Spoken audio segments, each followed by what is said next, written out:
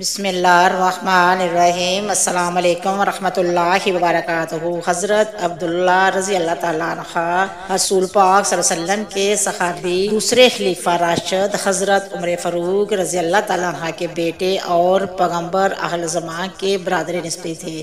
آپ کی والدہ زینب بنت مظعون تھی اور آپ بچپن میں تقریباً 10 سال کی عمر میں ہی اسلام قبول کر چکے تھے۔ طبیعت کے نہایت ہی سادہ، علم و فضل، عبادت گزاری، تقویٰ پرہیزگاری میں اعلیٰ مقام پر فائز تھے۔ مشہور تابعی میمون بن مہران فرماتے ہیں کہ میں نے عبداللہ بن مربر سے بڑھ کر کسی کو متقی پرہیزگار نہیں دیکھا۔ آپ کے مزاج میں ہمیشہ سخاوت، صدقہ، خیرات کا غلبہ طاری رہتا تھا۔ کہا جاتا ہے کہ آپ کو جو چیز پسند آ جاتی فوراً اسے راہ خدا میں خرچ کر ڈالتے تھے۔ آپ کی صحابت اور دریا دلی کا اندازہ اس بات سے بخوبی لگایا جا سکتا ہے کہ آپ نے اپنی زندگی میں تقریباً 1000 غلام خرید کر آزاد کیے تھے۔ رسول پاک صلی اللہ علیہ وسلم کے ارسال و کمال کے بعد حضرت عبداللہ بن عمر 60 سال تک حج کے مجموع اور دوسرے مواقعوں پر مسلمانوں کو اسلامی احکامات پر فتویٰ دیتے رہے۔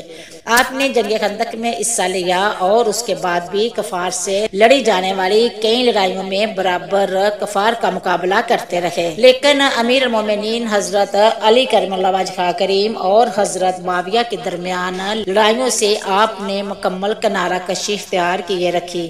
یہاں بعض لوگ یہ بھی خیال کرتے ہیں کہ آپ نے خلفائے راشدین میں سے صرف پہلے 3 کی بیعت کی تھی، یعنی آپ نے حضرت علی کرم اللہ وجہہ کریم کی بیعت نہیں کی تھی۔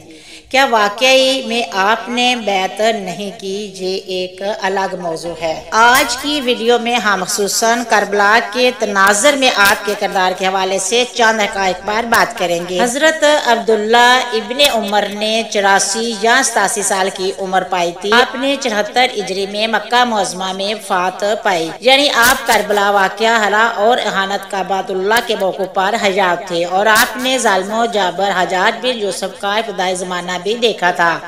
حضرت عبداللہ بن عمر رضی اللہ تعالیٰ عنہ کے متعلق ہے کہ آپ اس طرح کے صحابی تھے کہ جنہوں نے پیغمبر خدا صلی اللہ علیہ وسلم کو جس طرح سے عمل کرتے ہوئے دیکھا تھا آپ ویسا ہی عمل کیا کرتے تھے، بلکہ آپ تو سنت کے اس قدر پابند تھے کہ خلفائے راشدین کہتے ہیں کہ میں نے رسول پاک صلی اللہ علیہ وسلم کو یوں عمل کرتے خود دیکھا، لہٰذا میں تو ایسے ہی عمل کروں گا۔ یعنی جہاں جہاں آپ نے رسول پاک صلی اللہ علیہ وسلم کو نماز ادا کرتے ہوئے دیکھا آپ وہی اور ویسے ہی نماز ادا فرمایا کرتے تھے، اور اگر کبھی حضور نے راستے سے ہٹ کر کہیں نماز ادا فرمائی تھی تو حضرت عمر بھی راستے سے ہٹ کر نماز ادا فرمایا کرتے تھے اور کہا کرتے تھے میں یہاں ضرور نماز ادا کروں گا، کیونکہ یہ عمل میں نے خود حضور پاک صلی اللہ علیہ وسلم کو کرتے دیکھا ہے۔ یہی نہیں بلکہ آپ تو ان جگہوں پر اور ان درختوں کے نیچے استراحت کیا کرتے تھے جہاں آپ نے حضور صلی اللہ علیہ وسلم کو استراحت فرماتے ہوئے دیکھا تھا۔ بلکہ اگر کوئی آپ سے کہتا کہ آپ یہاں آرام کر لیں، راستے سے ہٹ کر اور دور جا کر کیوں آرام کرتے ہیں، تو آپ اسے فرماتے تم لوگ جہاں مرضی ہو آرام کر لو، میں تو وہیں جاؤں گا جہاں میرے رسول پاک صلی اللہ علیہ وسلم آرام فرمایا کرتے تھے۔ الغرض آپ رسول پاک صلی اللہ علیہ وسلم کی سنت کے اس قدر پابند صحابی تھے کہ شاید ہی صحابہ میں کوئی اور مثال ملتی ہو، لیکن آپ حضرت سیدنا امام حسین رضی اللہ تعالیٰ عنہ کے ساتھ ان کی تحریک میں شامل نہیں ہوئے تھے، بلکہ آپ نے یزید کی بیعت کر لی تھی۔ آپ نے یزید کی بیعت کب، کیوں اور کن حالات میں کی تھی، ان کے تفصیل میں ہم بیان فرماتے ہیں۔ حضرت معاویہ نے جب تخت خلافت اپنے بیٹے یزید کے سپرد کرنے کا فیصلہ کر لیا تو آپ نے کوشش کی کہ اپنی زندگی میں کی تمام مخالفین کو یزید کی بیعت پر راضی کر لے، لہٰذا آپ کو جن شخصیات میں سے سب سے زیادہ خطرہ تھا وہ حضرت سیدنا امام حسین رضی اللہ تعالیٰ عنہ اور حضرت ابن زبیر رضی اللہ تعالیٰ عنہ تھے۔ انہی دنوں حضرت عمر رضی اللہ تعالیٰ عنہ بھی مدینہ منورہ میں موجود تھے، لیکن حضرت معاویہ نے ان کی سیاست میں عدم دلچسپی اور مذہبی رجحان کی وجہ سے انہیں راضی کرنا ضروری نہ سمجھا، کیونکہ حضرت عمر شروع سے ہی سیاست میں دلچسپی رکھتے تھے۔ یہی وجہ ہے کہ امیر المومنین حضرت عمر فاروق رضی اللہ تعالیٰ عنہ نے جب شوری بنائی تھی تو آپ نے اپنے بیٹے کو اس کا حصہ نہ بنایا تھا، بلکہ وصیت فرمائی تھی کہ میرے بیٹے کو خلافت سے دور رکھا جائے۔ شاید کچھ یہی وجہ بھی ہو سکتی تھی کہ حضرت عمر اپنے والد محترم کی وصیت کی وجہ سے سیاست سے دور ہی رہنا پسند کرتے تھے۔ منقول ہے کہ جب حضرت معاویہ کی وفات ہوگی اور اقتدار یزید کے ہاتھ آیا تو حضرت عمر بھی ان لوگوں میں شامل تھے جنہوں نے پہلے یزید کی بیعت کرنے سے انکار کر دیا تھا۔ حضرت معاویہ کی وفات کے بعد مدینہ کے گورنر ولید بن عتبہ نے اور صحابہ کرام کے ساتھ ساتھ حضرت عبداللہ ابن عمر سے بھی کہا گیا کہ وہ یزید بن معاویہ کی بیعت کر لے، لیکن حضرت عمر نے اس سے جواب دیا، مجھے اختلافات پسند نہیں، لیکن اگر سب لوگوں نے یزید کی بیعت کر لی ہے تو میں بھی کر لوں گا۔ ولید بن عتبہ نے آپ سے کوئی خطرہ محسوس نہ کیا اور آپ کو آپ کے حال پر چھوڑ دیا، کیونکہ اس سے اصل خطرہ تو حضرت سیدنا امام حسین رضی اللہ تعالیٰ عنہ اور حضرت ابن زبیر سے تھا، لہٰذا وہ ان پر اپنی گرفت مضبوط کرنا چاہتا تھا اور یزید کی طرف سے بھی اس سے یہی خط موصول ہوا تھا۔ الغرض جب حضرت سیدنا امام حسین اور حضرت ابن زبیر نے مکہ کی طرف کوچ فرمایا تو راستے میں ان کی ملاقات حضرت ابن عمر سے ہوئی۔ حضرت ابن عمر نے پوچھا، مدینہ میں کیا خبر چل رہی ہے؟ انہوں نے جواب دیا، حضرت معاویہ کی موت کی اور یزید کی بیعت کی۔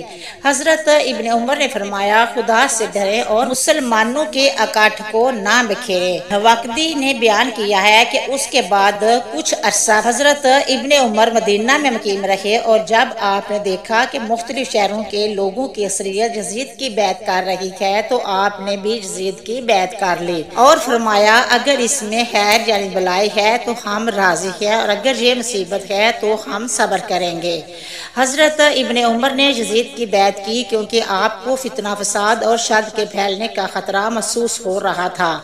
اس کی بڑی وجہ پہلے 3 خلفائے راشدین کی شہادت تھی جو آپ پہلے ہی دیکھ چکے تھے اور آپ مزید کسی ایسے سانحے کو دیکھنے کے لیے تیار نہ تھے، کیونکہ اس میں سے سب سے زیادہ نقصان امت کو برداشت کرنا پڑتا ہے۔ لہٰذا یہ بھی واضح ہے کہ حضرت سیدنا امام حسین رضی اللہ تعالیٰ عنہ جب مدینہ منورہ سے روانہ ہوئے تو آپ کا ارادہ فقط مذمت کا تھا، نہ کہ یزید سے جنگ کا۔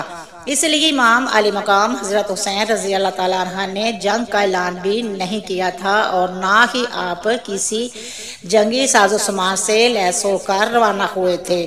اس کو یوں سمجھ لیں کہ اگر آپ جنگ کے ارادے سے ہی روانہ ہوتے تو کیا آپ اپنے ساتھ خواتین اور بچوں کو لے جاتے، اور اگر بھی فرض آپ یزید کے خلاف جنگ کا اعلان فرما دیتے تو کیا حضرت ابن عمر اور دیگر صحابہ کرام جو پہلے مدینہ، مکہ اور کوفہ میں آپ کے ساتھ روانہ نہ ہوئے تھے، کیا وہ آپ کو جنگ میں اکیلا چھوڑ دیتے؟